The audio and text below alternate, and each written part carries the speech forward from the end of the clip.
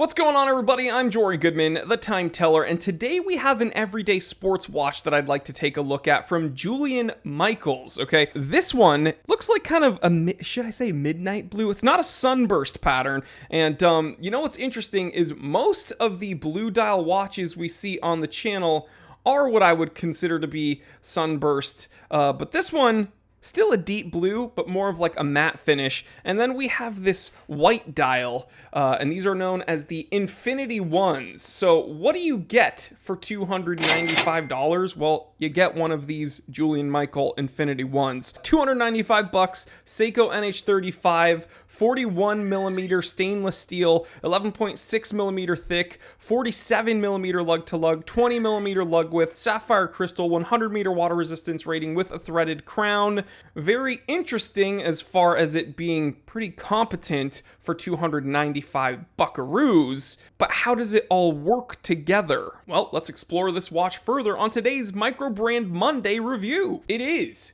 2:30 p.m. Let's get down to business.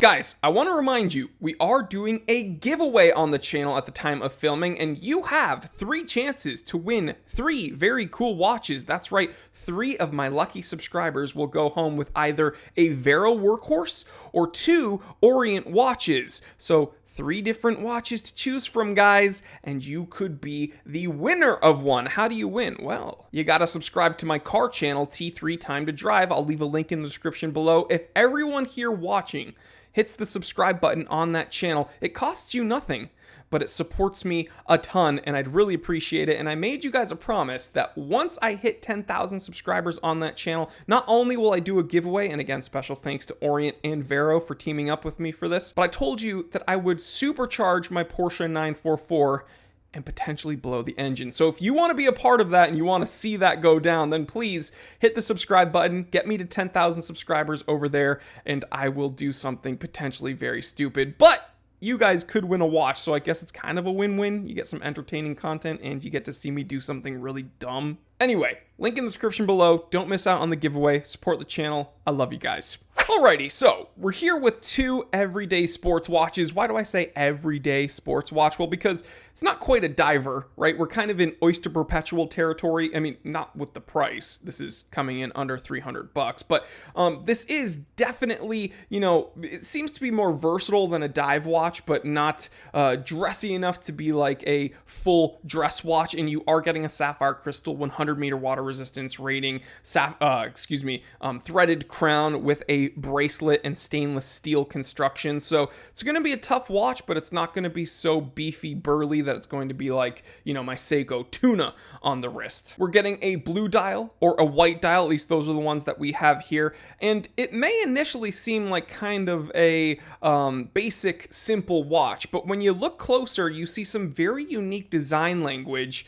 that kind of took me aback at first, and I didn't notice it immediately. The first would be the braided handset and how it corresponds to this kind of braided border on the crystal. Another thing that I really appreciate about the watch is that there's dual finishing everywhere. There's a mirrored finish on the bezel and on the center links, and then there's a more brushed pattern on the faces of the lugs and on the border of the links. But before we go any further, I do want to mention that there are some things about this watch I just simply cannot overlook, and they're kind of confusing. So I want to get into the pros and cons before I start, like, you know, giving you my opinion.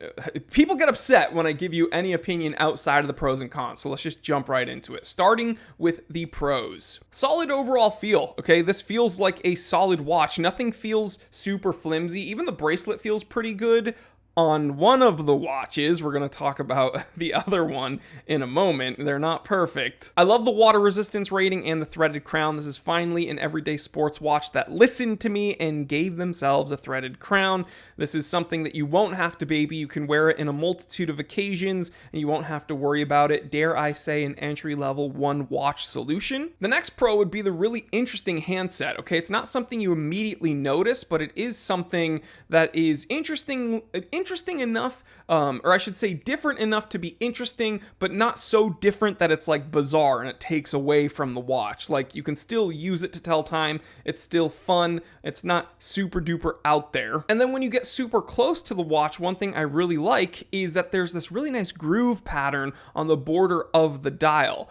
But again, this watch is far from perfect, so let's get into the cons. The first con would be no drilled lugs. Okay, I complain about that a whole lot, but the truth is, this watch is just begging for drilled lugs because the lugs are actually like pretty thick. Okay, it's just asking for a hole to be drilled in there. Oh my mom watches this channel. I'm sorry, Mom. The next con would be, although on the blue dial watch the bracelet's perfect, on this one the end link binds up and you really have to wiggle it. Yeah, this one doesn't have the same issue.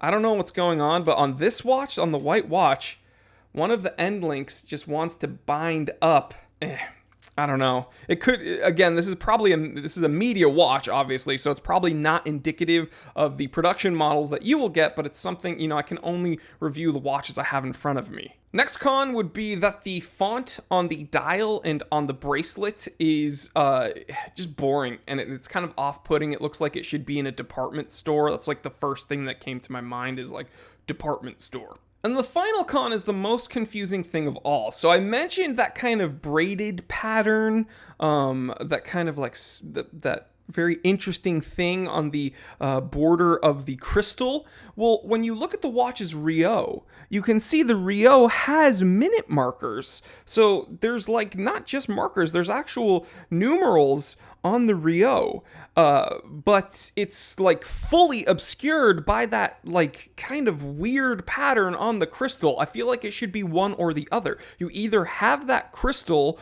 with the pattern, or you have the markers on the Rio, but not both, because it's like it's totally unusable. Those markers are unusable unless you like get really close and you look at it from an angle. It's just, I don't know why they chose to do that, but in my opinion, it should just be one or the other. But all in all, we do have a simple, fairly well executed everyday sports watch aside from those shortcomings. And you're not going to break the bank on this one, coming in under $300. But let me know what you think, guys. Do you agree with me on these kind of interesting design choices and where they could have done it better? Or do you actually really like that they chose all of those things? Leave me a comment. And again, don't forget to enter the giveaway. Subscribe to T3 Time to Drive. Subscribe to this channel. Check out the podcast. Check out the Time Teller shop. Stay happy, stay healthy, stay blessed. I'm Jory Goodman, the Time Teller, and always remember, I didn't invent time. I just tell it.